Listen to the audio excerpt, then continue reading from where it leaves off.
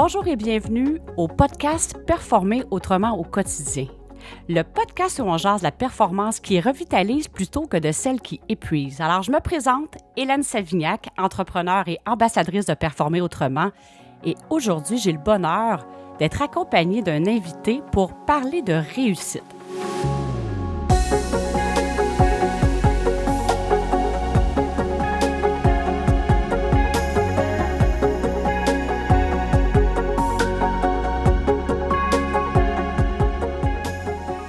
Alors, un sujet qui est large et précis en même temps.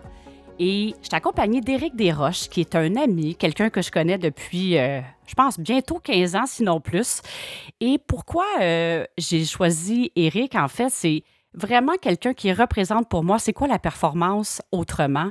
En ce sens que l'image traditionnelle qu'on a de quelqu'un qui réussit, c'est souvent au sacrifice d'une des sphères de la vie. Hein? Alors, quelqu'un va avoir une réussite financière, une réussite dans des projets, mais souvent, il y a des sacrifices qui viennent avec ça. Puis, Éric, tu es quelqu'un que j'admire énormément dans ton style de vie, dans tous les projets, en fait. Parce que souvent, des fois, quand on va parler de la performance, de se déposer, hein, j'en parle dans différents podcasts, ça serait facile pour un entrepreneur de dire, ben c'est ça, on nivelle vers le bas, on fait moins de projets. Mais toi, tu es vraiment un modèle, tu es vraiment quelqu'un qui a tellement de projets. Puis je vais te laisser te présenter parce que je ne saurais pas vraiment par où commencer tant que tu réalises beaucoup de projets en même temps. Alors, merci de me faire l'honneur d'être le premier invité en plus du podcast et de l'heure de ta présence. Et puis, je le sais que ça va inspirer plusieurs entrepreneurs. En plus, avec un sujet comme la réussite, ça peut, je pense qu'on va avoir beaucoup de plaisir. Alors, merci beaucoup, Éric, d'être là. Puis, comment ça va, premièrement? Comment vas-tu? Ça va super bien. Puis je suis super content aussi de participer à cette formule-là de podcast qui, moi, me parle beaucoup aussi je veux dire, pour apprendre des nouvelles choses, pour se tenir au courant de plein de sujets, soit d'actualité ou un peu plus en profondeur. Fait que je trouve que la formule est super le fun, puis avec le contexte actuel, elle se rend super accessible aussi, là. Oui, puis merci, hein, t'es là à distance avec nous parce qu'on avait quand même, on aurait pu dire on va attendre d'être un à côté de l'autre, mais merci d'être là à distance avec nous. Puis là, Éric, tu as plusieurs chapeaux. Tu es un entrepreneur, tu es dans l'investissement immobilier. Écoute, je vais te laisser te présenter. Puis si tu avais la chance un peu de donner les grandes lignes de ton parcours, je vais te laisser te présenter. Je pense que c'est ça qui va être le plus, le plus fluide à faire. OK, ben en fait, mon nom c'est Eric, j'ai 34 ans. En fait, je veux dire, la passion d'entreprendre des projets, elle a toujours été là depuis que je suis petit, que ce soit le côté plus business avec des ventes de garage, avec de cogner aux portes pour vendre des choses pour l'école, que ce soit de créer des projets avec des amis d'entreprise, même quand j'étais au secondaire, ça a tout le temps été présent. Au niveau du parcours entrepreneur, j'ai commencé plus sérieusement à l'âge de 16 ans, créant une entreprise d'entretien paysager avec mon ami et partenaire Maxime, qui est encore un partenaire d'affaires. On a opéré cette entreprise-là pendant qu'on était à l'école. Ça en est suivi, suite à la vente de cette entreprise-là, la création d'une nouvelle en aménagement paysager. Ensuite, dans mon parcours universitaire, j'ai commencé l'investissement immobilier, donc en achetant des propriétés qui avaient besoin d'amour. Donc, avec mon même partenaire, Maxime, on les achetait, on les rénovait, on les revendait. C'était quelque chose qu'on aimait beaucoup, qu'on a continué à faire pendant plusieurs années avant de continuer dans l'investissement immobilier, mais plus au niveau multirésidentiel, donc acheter des immeubles à revenus qu'on rénovait, mais maintenant qu'on gardait. Au niveau du parcours, j'ai une entreprise, en fait, d'une famille en affaires. Donc, mes parents avaient acheté l'entreprise Fabalité Aluminium, où on fait la conception, fabrication, installation de portes et fenêtres. Entreprise dans laquelle je me suis investi depuis que j'ai terminé l'université, plus sérieusement aussi. Dernièrement, en fait, l'investissement immobilier pour moi a pris une tangente où je fais des projets qui m'animent encore plus, puis que je vois qu'ils ont un réel rayonnement sur la société. Donc, je l'ai fait à travers l'acquisition de camps de vacances qu'on redéveloppe pour les enfants, puis même pour les adultes aussi. Je suis impliqué aussi dans des projets de production musicale. Donc, c'est ça, c'est un petit peu, je veux dire, le topo pour mettre la page où, qu'est-ce que j'ai fait Je t'ai comme... pas donné ça facile, là, tu sais. En quelques mots, tu peux-tu nous dire un peu ton parcours, mais je trouve ça, tu es vraiment dans différents projets. Il y a tous des fils conducteurs, bien sûr, mais tu es vraiment, tu sais, je dis un modèle, là, ça peut avoir de l'air intense de dire ça, mais j'admire beaucoup le fait que tu es dans différents univers. Puis, tu es aussi dans des projets que c'est au-delà de juste aussi Éric Desroches, entrepreneur, c'est des projets qui rayonnent beaucoup plus grand que. Quand je dis juste toi, là, c'est pas diminutif, au contraire, mais des projets vraiment plus grands que toi. Fait que c'est vraiment inspirant aussi. Puis le camp de vacances, il y a la chance d'être dans l'environnement où je demeure aussi. Puis c'est vraiment magnifique comme endroit, là, le rayonnement que ça l'amène. Fait que merci d'avoir fait un bon résumé de situer où tu en es comme entrepreneur. Puis là, aujourd'hui, on parle d'un sujet, la réussite. Alors ça, c'est toute une question. Et si je te posais la question, c'est quoi pour toi la réussite?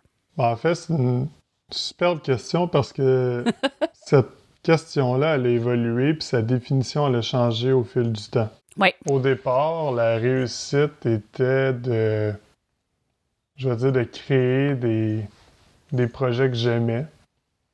Ça a été au départ.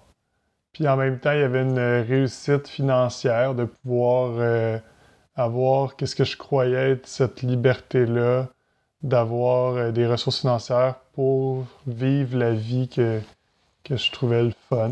Fait que ça a été vraiment, je me ramène au secondaire, là, puis d'avoir une portion je vais dire, de défi, puis de goût d'avancer aussi, puis de prendre l'expansion, puis mettre à profit mes capacités, puis mes choses que j'aimais.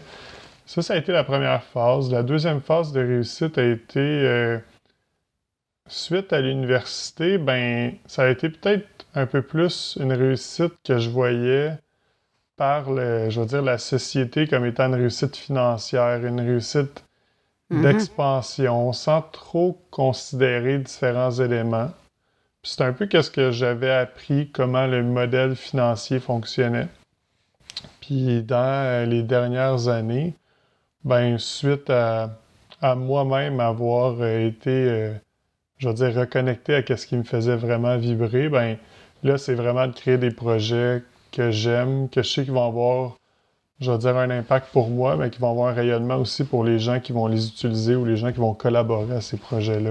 Fait que c'est vraiment ça qui m'anime en ce moment. Fait que tu dirais-tu que, tu sais, quand tu parlais le modèle de réussite financière, que c'était ça qui déterminait principalement la réussite du projet, l'objectif financier du projet? Tu sais, c'est comme, il y a quand même eu un switch là-dessus, là, qui s'est fait. Oui, il y a un grand switch parce que dans, la clarté de conscience que j'avais, puis avec qu'est-ce que, tu sais, quand je lisais des biographies ou quand je regardais des gens qui avaient, qui étaient mis de l'avant puis qui étaient mis en lumière comme étant des gens à succès au niveau de l'entrepreneuriat, c'est souvent ça que je voyais. Je voyais la grande réussite financière qui était parfois très polarisée, mais pour moi, à cette étape-là, puis là, je parle de l'université, puis en début de carrière, c'était le seul modèle qui existait.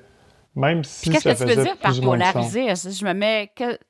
Là, je te connais assez, puis avec les belles discussions qu'on a eues, mais qu'est-ce que tu veux dire par polariser comme modèle? En fait, dans le fond, là, c'est de créer des projets avec le but premier qui est l'argent, en prenant pas en considération, l'humain, l'environnement, tout ce qui est... En fait, c'est que ça amène la polarité, c'est de dire, je vais utiliser de stratégie, je vais gagner par-dessus quelqu'un pour réussir. Fait que, puis souvent, c'est que ça amenait, la manière dont moi je le voyais, c'est que pour réussir financièrement, il faut que le reste de tes sphères de vie soit un petit peu plus défaillante, que ce soit au niveau de la famille, au niveau des relations, parce que tu ne pouvais pas réussir en affaires puis réussir dans les autres sphères de ta vie pour atteindre des hauts niveaux. Il y avait des sacrifices à faire. C'était comme le modèle à suivre, c'est qu'il y a un sacrifice à quelque part qui va se faire si je veux avoir beaucoup de succès, exemple financièrement. c'est sûr qu'il y a un sacrifice à faire, puis c'est accepté, puis c'est correct. C'est ça. Ça a été dans une des étapes de mon Mhm. parcours, comment moi je définissais le succès à ce moment-là. Ben, écoute, je pense que là, ça fait quelques années que tu parles de ça, mais on serait-tu d'accord pour dire que c'est encore assez présent dans le monde des affaires? Puis là, tu sais, c'est pas en train de dire est-ce que c'est bien ou c'est pas bien, mais c'est plus qu'est-ce qui est accepté, puis qu'est-ce qui vient avec, puis dans quel état. Tu sais, quand tu dis il y a un switch qui s'est fait, qu'est-ce que tu pourrais dire que ça t'a apporté, ce switch-là, dans ce changement-là de définition de la réussite versus la réussite polarisée comme c'est le côté financier, puis ça vient avec le sacrifice, versus la réussite qui est comme je choisis des projets, comme tu l'as dit, qui me font vibrer, que c'est vraiment là, puis qui ont un rayonnement plus grand que juste, exemple, moi dans le projet, là. En fait, qu'est-ce que ça l'a amené?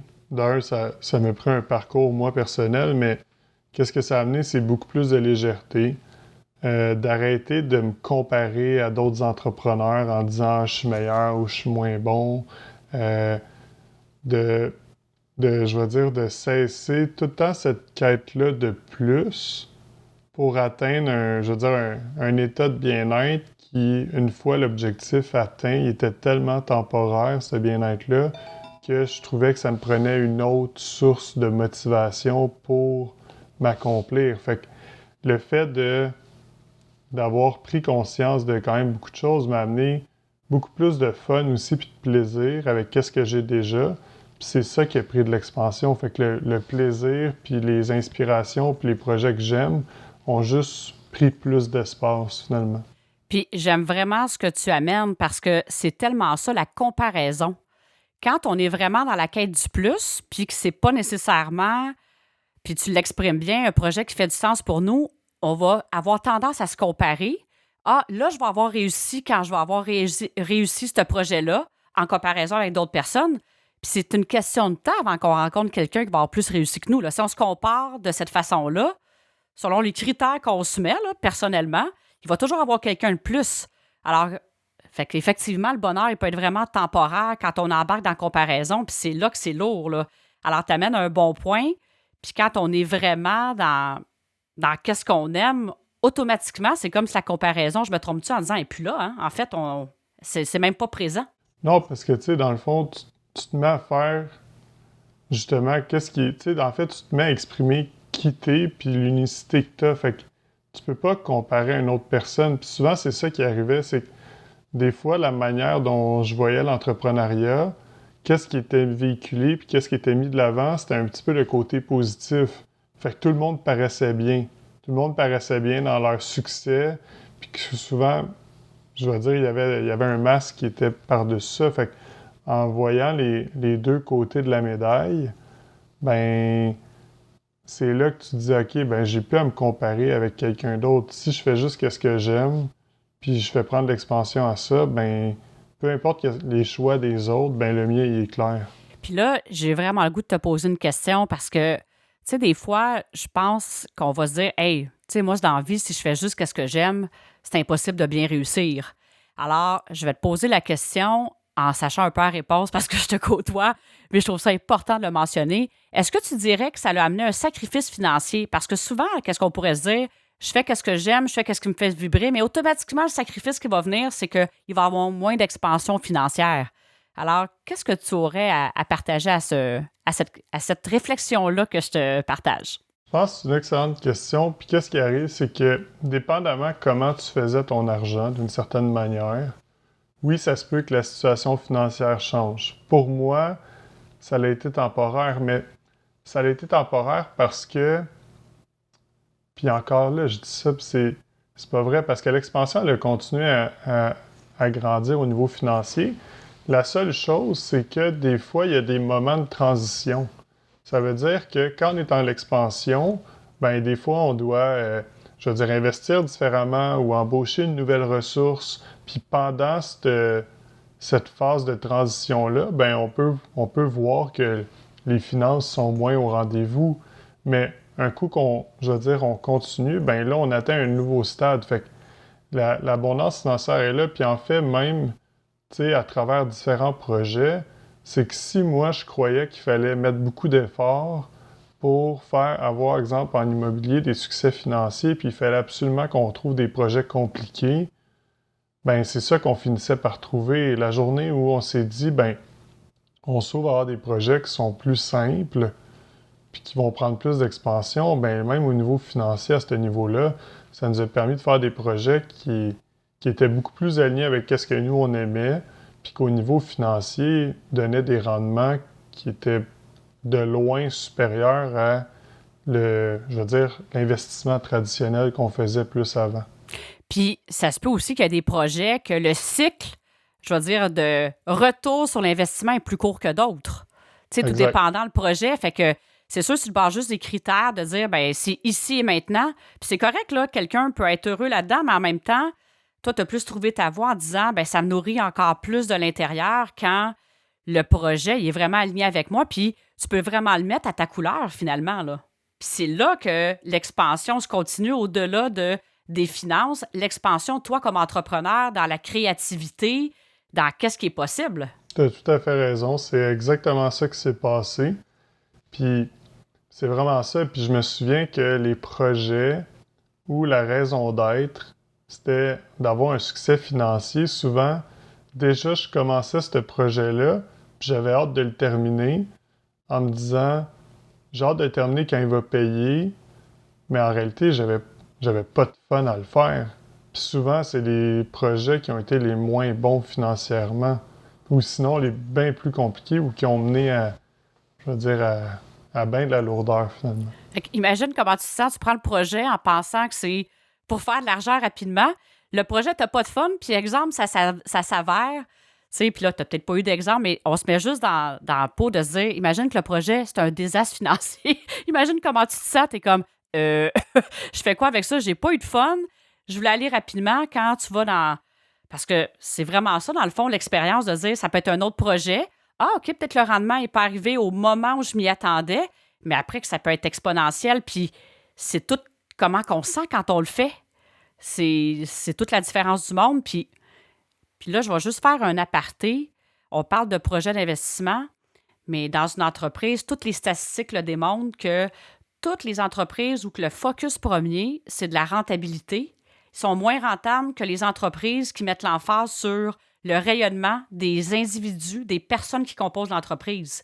Il y a un nombre d'études de plus en plus connues par rapport à plus les gens sont engagés, plus les gens sont heureux, bien, plus il y a le profit, plus il y a de la fluidité, plus c'est facile. Alors, c'est vraiment ça que tu parles aussi à travers les projets que tu partages, là. Oui, puis je pense que, tu sais, la société, elle évolue. Les gens sont de plus en plus ouverts, ils ont de plus en plus de conscience de la réalité, de leur réalité, finalement. Fait que je pense qu'effectivement, peut-être un modèle qui fonctionnait bien dans les années 90-2000, où on squeezait le citron à gauche, à droite pour réussir financièrement, puis on allait, tu sais, on négociait, c'était comme...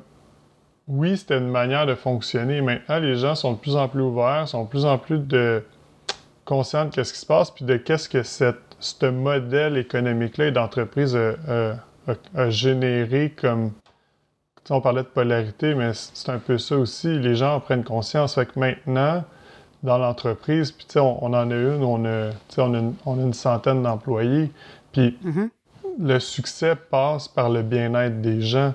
Quand ils sont bien, ils vont prendre des bonnes décisions, ils vont être engagés dans l'entreprise. Le succès financier, il va être là après. Mais ça, on essaie à tout prix de mettre de la pression sur le monde pour avoir des résultats financiers.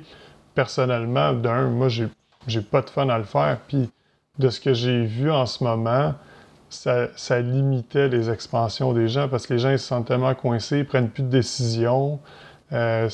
Perso, c'est pas là-dedans que j'ai du fun non plus. Puis, tu sais, quand on le voit, là, tu sais, je l'ai mentionné, mais je veux dire, je vais continuer à le mentionner pareil, les coûts de la santé mentale en entreprise parce que les gens se sentent drainés, se sentent épuisés. Puis là, je suis pas en train de dire que c'est juste la faute de ce qui se passe en entreprise, mais quand même, c'est une partie importante. Alors, quelqu'un qui a de la pression toute la journée, c'est pas vrai que tu arrives chez toi et tu es comme « Bonjour chérie, comment ça va? Je me sens relax, là. » Alors, ça a un impact sur la famille, ça a un impact sur les enfants. C'est tout le cercle vicieux ou le chain reaction qui vient avec ça, qui va faire en sorte que la productivité, on parle en entreprise, mais on parle dans qu'est-ce qu'on transmet autour de nous. Alors, Je pense que là, on a quand même des signes assez évocateurs par rapport au taux de santé mentale, par rapport à qu'est-ce qu'on parle, qu'on voit que les gens, que la mèche est courte et tout ça, que peut-être que le système a certaines limites là, et qu'on est peut-être prêt, tu parles de prise de conscience, on est peut-être prêt à accueillir d'autres choses puis de dire, hey, finalement, quand les gens sont bien, ben ça diminue la supervision qui est requise dans l'entreprise quand on va dire, les gens sont plus créatifs, sont bien, ils ont plus de latitude.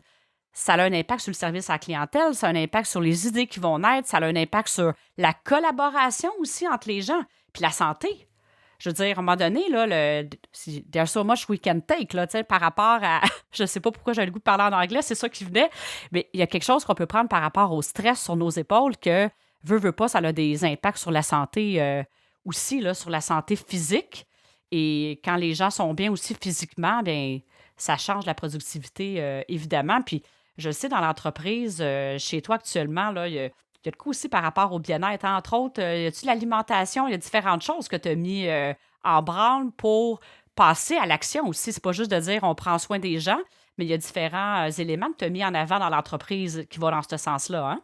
Oui, ben depuis la dernière année, on a eu l'occasion de changer d'usine pour justement pour grandir.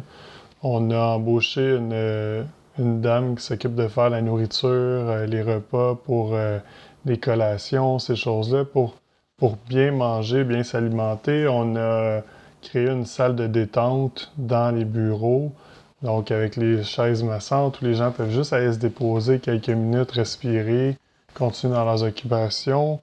On a effectivement plusieurs, je vais dire, programmes. Puis, tu sais, il y a une chose, je pense, quand tu parles de performer autrement, je pense que dans ton dernier énoncé, c'est bien expliqué. Puis, qu'est-ce qui peut faire peur à un entrepreneur, puis que moi, ça m'a fait peur au début, c'est que je me suis dit, OK, mais si je laisse toute cette liberté-là, est-ce qu'il va vraiment y avoir une performance ou les gens vont comme arrêter de travailler? Puis, Et ça, c'est un bon point. c'est ça, puis c'est l'effet contraire qu'on a vu. Puis tu sais, les gens qui travaillaient déjà pas, ils travaillent pas plus, puis on le voit finalement, mais les gens qui sont engagés, ben ils savent qu'on leur fait confiance, fait qu'ils vont, je veux dire, être encore plus engagés, ils vont être plus performants sans avoir à mettre la pression. Puis ça veut pas dire qu'on n'a plus d'indicateurs, au contraire, tu sais, on a une belle clarté sur qu'est-ce qui se passe dans l'entreprise, pratiquement en temps réel, mais on n'a plus je veux dire, cette manie-là ou ce désir de contrôler tout ce qui se passe là. Ça revient chercher, c'est plus, tu as des indicateurs d'information. Oui, c'est Ouais, relié, oui, à la performance, mais c'est pas la performance dans le blanc, puis te mettre, OK, c'est qui le coupable? C'est une information, de la clarté sur l'information financière, sur l'information de production, sur... Ça doit plus être des indicateurs comme ça quand tu parles de la clarté, n'est-ce pas? oui, parce que, tu sais, si on voulait blâmer, on a toute l'information pour le faire, mais en réalité, on sait que c'est pas ça qui va nous amener au prochain step. C'est plutôt de dire, bon, ben, on sait qu'il y a un département dans l'entreprise qui fonctionne moins bien, puis ça arrive à chaque semaine. À chaque semaine, il y a un département qui fonctionne moins bien. Mais là, c'est de dire, bon, ben, OK, quelle clarté on a besoin d'éliminer dans cet endroit-là pour que ça devienne fluide. Mais, tu sais, l'indicateur, il nous sert à ça parce que c'est un chiffre, finalement. C'est pas l'humain qui est derrière. Fait que c'est en allant sur le terrain qu'après ça, on peut adresser les choses correctement, là. Puis, tu sais, j'ai envie de te poser une question parce que tu as mentionné quelque chose que, tu sais, qu'est-ce qui pourrait faire peur à l'entrepreneur. Mais, exemple, là, il y a un entrepreneur qui nous écoute présentement puis qui se dit, aïe, aïe, je trouve ça inspirant. J'aimerais ça, amener ça dans l'entreprise. Qu'est-ce que tu aurais le goût de lui dire comme premier pas? Tu sais, comme, ça serait quoi que tu aurais le goût, tu aurais envie de partager, si je peux me permettre de te demander ça? Écoute, c'est une super bonne question. Puis, tu sais, avant même d'aller tu sais, vers des ressources comme qu'est-ce que tu fais avec les entrepreneurs, je pense que juste de prendre une pause pour réaliser qu'est-ce qu'on fait, comment on le fait, puis comment on se sent dedans. Puis juste d'amener à la conscience, puis ça c'est la portion que j'amène, mais qu'il y a une réalité différente que celle qui est là en ce moment. Dans le sens où oui, ça existe, être entrepreneur, puis avoir du fun, qu'il y ait des choses qui soient légères, qui soient en pleine expansion. Puis ça veut pas dire que la vie, je veux dire, est tout le temps rose. Tu sais, il y a plein de... Tu sais, à chaque jour, je veux dire, des nouveaux défis. Mais en fait, le questionnement, puis c'est pour ça la pause, c'est de dire dans quel état d'être j'accueille qu'est-ce qui est là. Puis si je suis constamment en réaction avec tout qu'est-ce qui se passe, puis ça me fait soulever plein d'émotions, ben, je pense que c'est là qu'il y a vraiment quelque chose à aller explorer pour voir comment on peut avoir plus de clarté sur qu'est-ce qui se passe, puis moins être stuck directement sur l'arbre, puis qu'on puisse prendre du recul. C'est vraiment ça la première chose, c'est de prendre du recul. J'aime ça ce que tu dis, puis ça a une belle profondeur, puis en même temps, c'est léger, c'est accessible.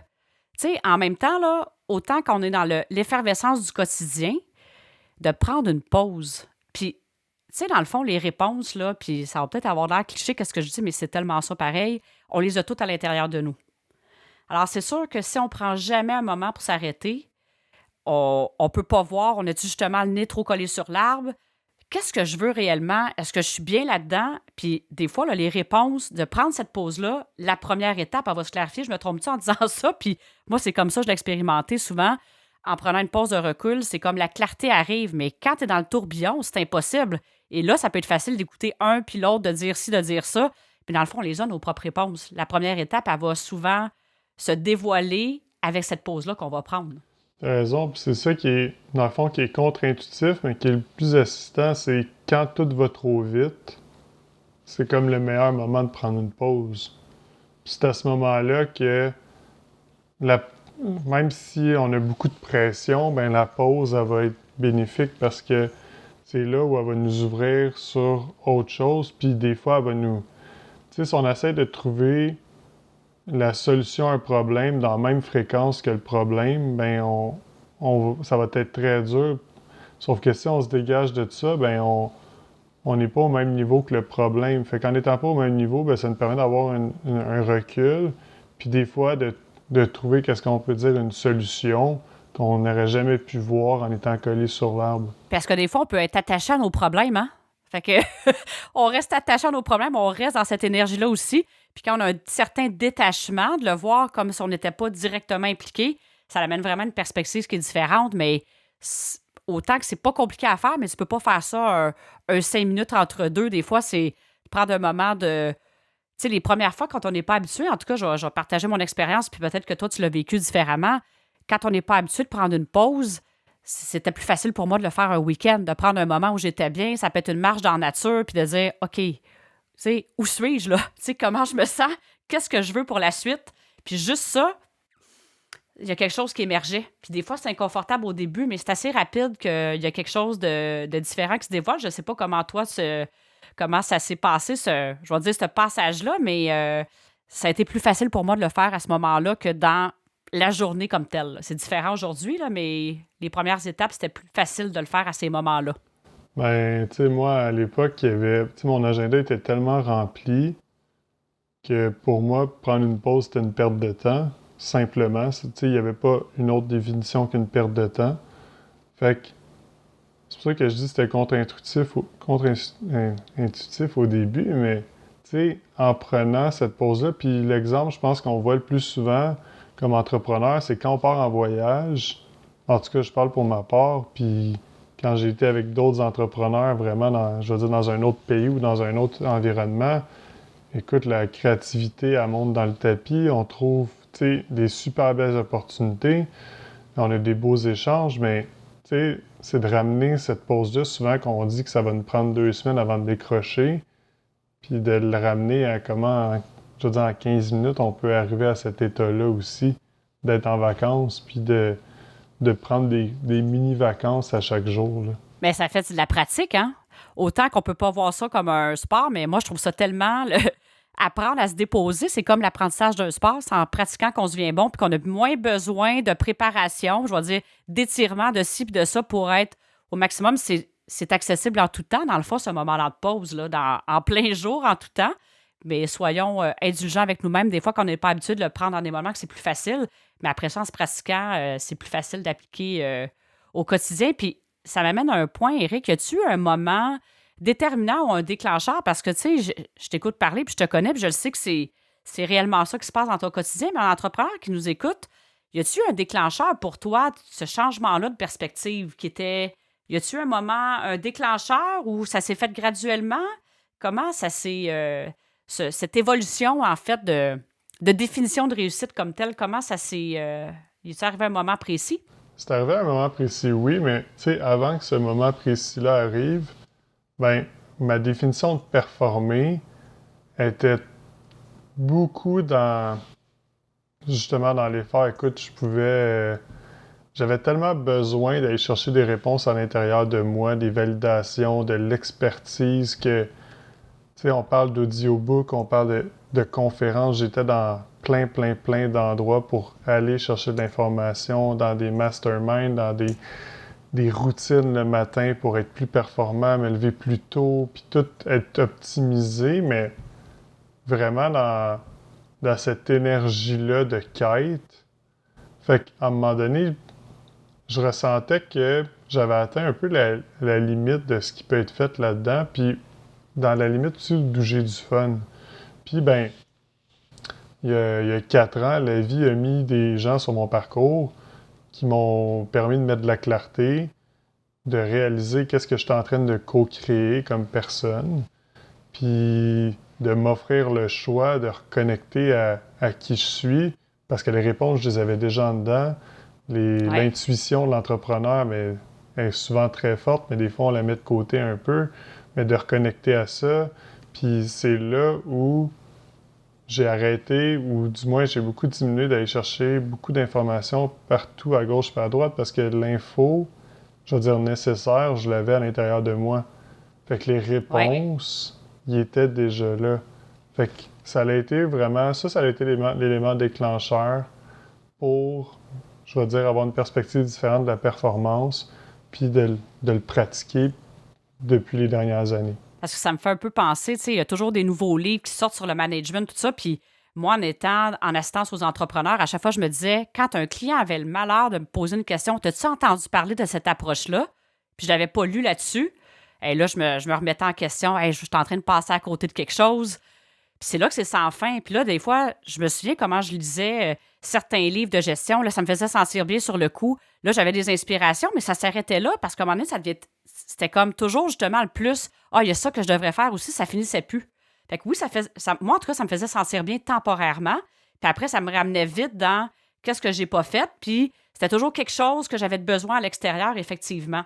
Fait que quand tu dis ça, on pourrait-tu dire maintenant, qu'est-ce qui guide tes choix, que ça soit comme un projet d'investissement, dans ta façon de diriger une entreprise, dans ta façon de faire des choix? C'est quoi qui guide le plus, justement, tes choix?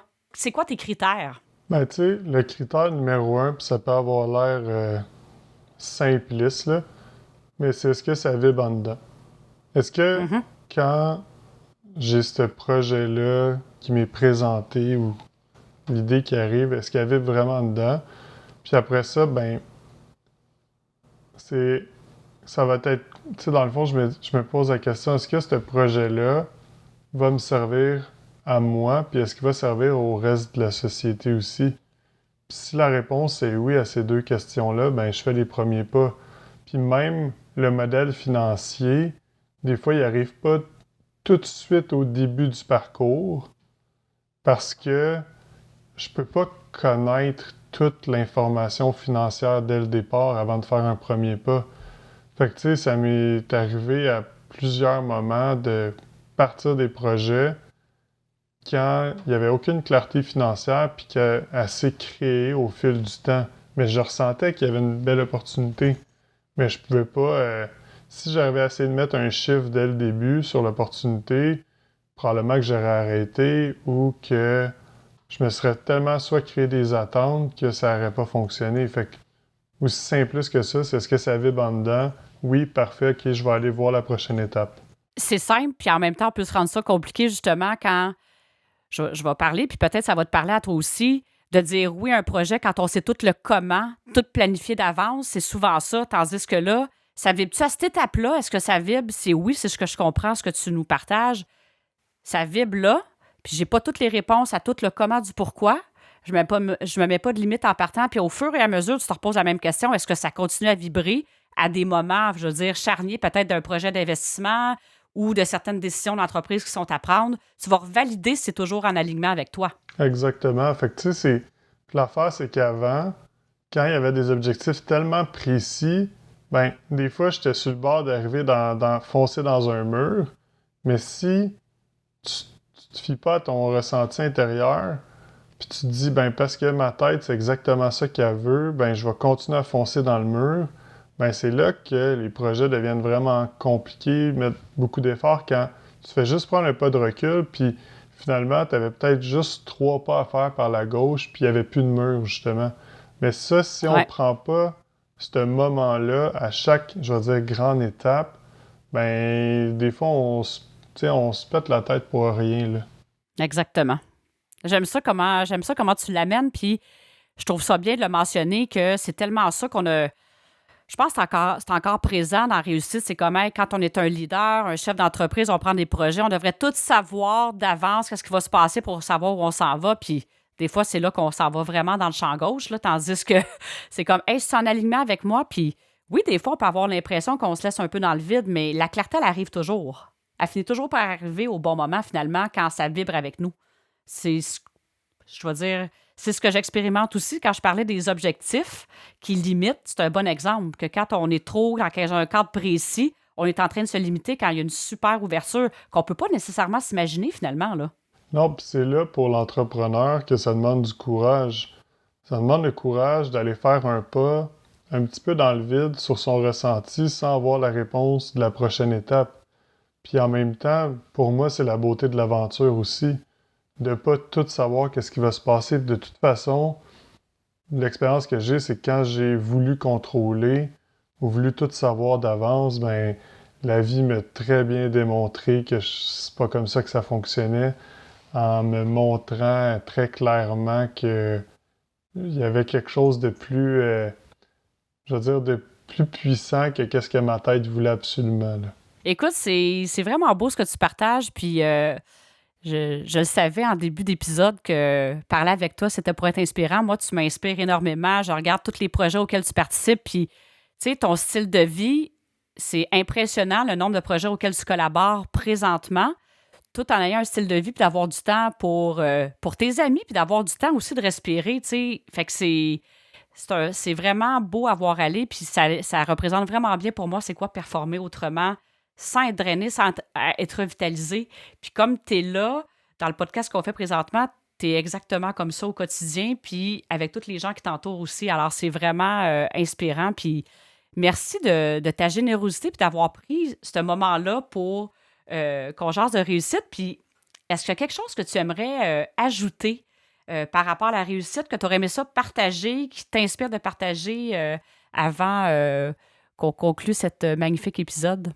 Oui, dans le fond, pour moi, la réussite, là, c'est juste, puis je vais dire, c'est juste là, dans sa simplicité, de créer tu sais, les inspirations, puis qu'est-ce qu'on aime. Puis tu sais, la réussite, ça peut être d'avoir organisé une fête avec des amis, d'être allé en voyage, de, de prendre un moment pour soi. Tu sais, c'est juste d'écouter qu'est-ce qu'il y a en dedans, puis de réaliser. Puis il n'y a pas d'échelle de ça, c'est une grande réussite ou ça, c'est une petite réussite. Au moment où on fait quelque chose qu'on aime, puis tu sais, on le manifeste, ben pour moi, on vient de réussir quelque chose, là. C'est aussi simple que ça, là. Ben oui, puis ça peut être justement de l'organisation d'une fête qui nous a fait tellement vibrer que ça amène une autre inspiration dans l'entreprise qu'on ne sait pas où elle va mener. Alors, c'est ça, c'est tout simplement une autre perspective par rapport à comparer des réussites, on finira plus. Mais c'est l'état d'être, la réussite, finalement, à tous les jours. Puis ça l'amène automatiquement de l'expansion, que ce soit dans notre entreprise, dans nos projets, dans les gens autour de nous. L'expansion elle continue toujours. En tout cas, c'est quand je t'écoute parler, c'est ce que je retiens et c'est ce que j'expérimente aussi dans ma vie au quotidien. Alors, c'est une autre perspective qui est plus légère, qui est plus douce et c'est un autre sens à l'expansion, si on peut dire. Ouais, puis je te remercie, Hélène, parce que de mettre ça en lumière, je trouve ça super intéressant. Puis, tu sais, le monde des affaires vit un changement de paradigme en ce moment. Puis le Tellement. fait d'adresser des sujets comme tu le fais, ben en fait, ça devient un pont vers un nouveau paradigme où tu sais, on met l'humain au cœur de l'entreprise. Puis c'est là où les prochaines grandes expansions vont se diriger, là, dans les organisations qui vont avoir mis l'humain au cœur des décisions, là. Puis la beauté, c'est qu'on ne sait pas quel humain. Puis quand je vais dire ça, c'est qu'on avait tendance des fois à dire, ben OK, la grande idée de l'entreprise devrait venir du dirigeant.